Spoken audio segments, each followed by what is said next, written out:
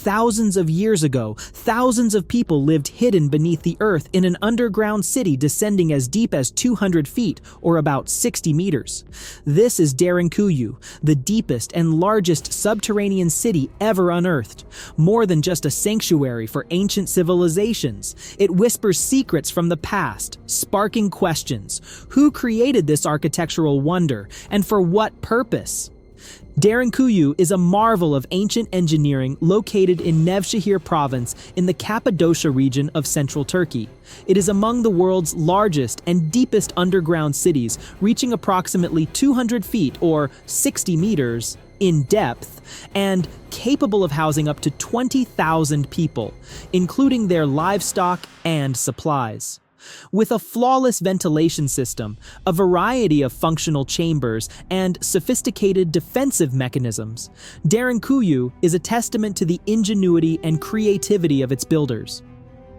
The city features up to 18 levels, carved entirely by hand into the soft volcanic rock characteristic of Cappadocia. Each level of Derinkuyu had a specific purpose to meet the essential needs of its residents. The uppermost level served as the main entrance, residential area, and storage space for provisions. Easily accessible yet heavily fortified, this area was protected by massive stone doors weighing several tons. These round stone slabs could be rolled into place to form impenetrable barriers against invaders and could only be opened from within, ensuring the safety of the inhabitants. The middle levels were designated for production and storage activities. Granaries preserved food for long-term use thanks to the stable underground temperature and humidity. Livestock pens were also located on these levels, where better ventilation maintained sanitary conditions, ensuring the health of animals that provided fresh meat, milk, and eggs. Additionally, food production facilities, such as those for pressing oil and making wine, were incorporated here, leveraging the cool underground climate to maintain product quality. The deeper levels were reserved for religious and communal activities. Large rooms provided spaces for gatherings, chapels for prayer, and venues for important religious ceremonies. These areas not only offered spiritual solace, but also reinforced cultural unity during times of hardship. The vaulted ceilings of these rooms enhanced structural durability and improved air circulation, creating a more comfortable environment for the residents. The city's survival relied heavily on its deepest levels, where the primary water well was located. This well supplied clean water to the entire city. In an environment with stifling conditions, no natural light, and complete dependence on self-sustaining resources, a sophisticated water supply and ventilation system was essential for survival. Derinkuyu's levels were connected by a network of narrow corridors and steep staircases. This design not only optimized space, but also served as a defensive mechanism. Invaders attempting to penetrate the city would find it challenging to navigate these tight spaces, while residents inside could easily block access and control movement between levels. Notably, Derinkuyu was not an isolated structure. It was connected to other underground cities in Cappadocia through tunnels stretching several kilometers. These tunnels acted as secret transportation routes, facilitating resource movement and serving as escape pathways during sieges. Derinkuyu featured an advanced ventilation system with over 50 air shafts that ensured a continuous supply of fresh air throughout the city. The ventilation system operated based on natural pressure differences, requiring no mechanical devices, which maintained a safe and healthy living environment.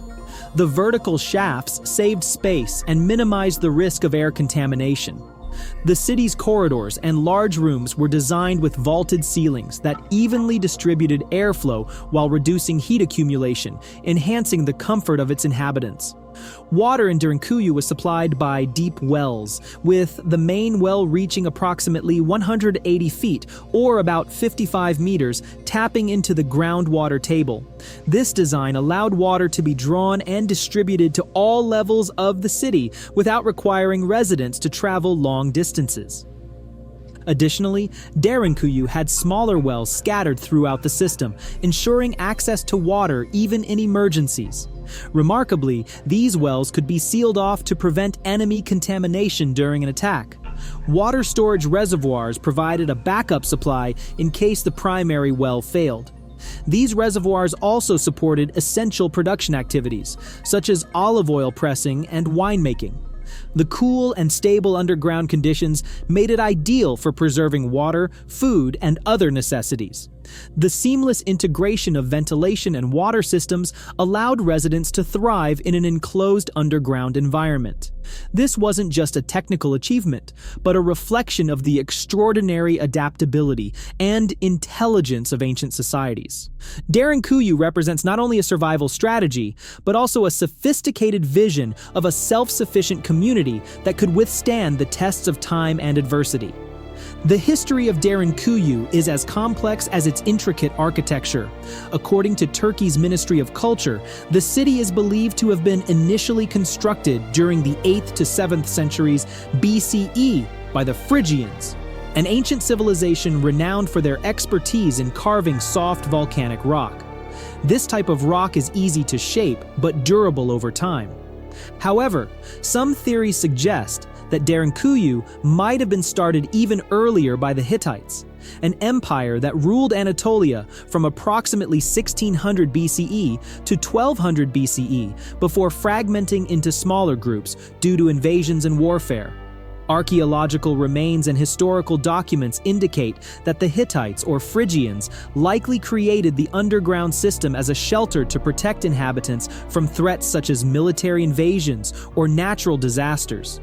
When the Phrygians migrated to Cappadocia after the Hittite era, they continued to expand Derinkuyu, adding hallways, chambers, and storage areas. Evidence from this period suggests that the underground system was primarily used to store provisions and serve as an emergency refuge during conflicts. By the Roman era, as the Phrygian language faded and Greek became predominant, Derinkuyu entered a significant phase of development. With the arrival of Christianity, the city was expanded to include more levels, complete with chapels and prayer rooms to meet the religious needs of its residents. Greek inscriptions and Christian symbols on the city's walls provide clear evidence of Derinkuyu's important religious role during this time. It also became a safe haven for Christians escaping persecution by Roman authorities. During the Byzantine period, spanning from the 4th to the 10th centuries, Derinkuyu reached its zenith as a fortified underground stronghold. This era was marked by prolonged conflicts between Byzantine forces and Arab armies from 780 to 1180. Derinkuyu and other underground cities in Cappadocia became critical refuges for Christian communities. In the 14th century, Derinkuyu again demonstrated its strategic importance, providing shelter against Mongol invasions led by Timur. After the region fell under Ottoman control, the underground city was utilized by local Christian communities to escape religious persecution. Even in the 20th century, Derinkuyu retained its vital role. In 1909, locals used the underground city as a refuge during the Adana massacre. Richard McGillivray Dawkins, a Cambridge linguist, documented that Greek Cappadocians relied on Derinkuyu to evade violence, underscoring the city's enduring significance in times of crisis. Derinkuyu remained nearly forgotten for centuries until it was rediscovered in 1963 under extraordinary circumstances. A Turkish man renovating his basement removed a wall and uncovered a large hidden chamber. Initially, he assumed it was a neglected underground space, but further exploration revealed a labyrinth of hallways and mysterious rooms extending deep below. Subsequent excavations not only unveiled the intricate design of Derinkuyu, but also offered invaluable insights into how ancient people coped with survival challenges and protected their communities.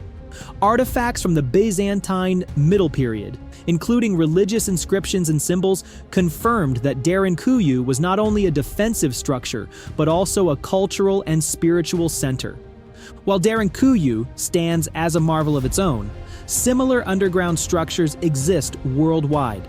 Naurs, France, This medieval underground city served as a refuge during wartime, particularly during the turbulent European military conflicts. It featured large rooms, chapels, and secret passageways, akin to Derinkuyu, but on a smaller scale and with a more temporary defensive purpose. Edinburgh Vaults, Scotland. Built in the 18th century, these tunnels provided shelter for the poor living in harsh underground conditions. Although not designed for long-term habitation like Derinkuyu, the Edinburgh Vault showcased the organization of life in confined spaces, Egypt and China. In these regions, underground constructions were often associated with religious purposes or tombs. Elaborate tunnels and chambers were crafted to protect important relics or house the remains in treasures of royal dynasties. While not meant for habitation, they reflected ancient civilizations' capacity for subterranean engineering. Unlike many other underground structures, which often served temporary or specialized purposes, Derinkuyu stands out for its scale and complexity. It was not just a shelter, but a fully functioning underground community designed to sustain life for extended periods. The blend of advanced engineering, meticulous spatial organization, and sustainable resource management make Derinkuyu one of the most extraordinary and comprehensive underground constructions in human history. Today, the underground city of Derinkuyu is a prominent tourist destination, offering visitors a glimpse into a unique chapter of human history. About 8 levels of the city are open to the public, allowing exploration of its extensive labyrinth of winding corridors, ancient chambers, and ingenious defensive features. If you enjoy uncovering mysteries like this, subscribe to the channel and hit the notification bell to join us on more exciting journeys into the past.